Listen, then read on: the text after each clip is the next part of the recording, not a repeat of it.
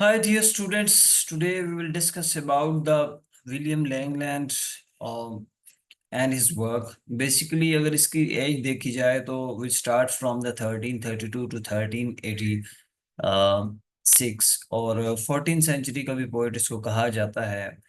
And basically अगर देखा जाए तो इसका जो फेमस वर्क है वो पियर्स प्लॉमन है।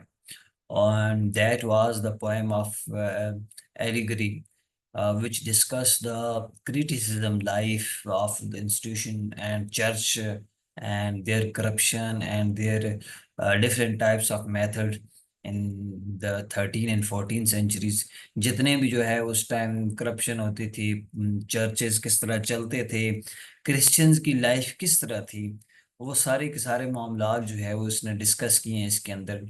और अगर देखा जाए तो खास तौर पर इसका जो मैन्युस्क्रिप्ट है वो एक वाज़े तौर पर एक वाज़े दलील है कि अगर देखा जाए तो ऑलरेडी जो है वो एक वाज़े दलील है कि उस टाइम चर्च के साथ उस टाइम चर्च का माहौल जो है वो कैसा था। बेसिकली अगर देखा जाए तो ये खुद भी जो है अगर कुछ लोग कहते हैं कि that the autobiography of the William Langland, लेकिन अगर देखा जाए तो ये भी जो है वो उस टाइम छोटा बच्चा था और बेसिकली इसने अपनी जिंदगी जो है उससे जो चीज़ें सीखी हैं वो उसने जो है वो बयान की हैं।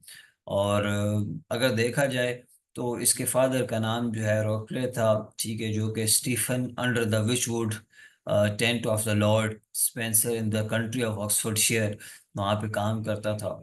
और उसी तरह अगर देखा जाए तो इसकी और भी है एक भाई रॉबर्ट फॉर और विलियम लैंगलैंग।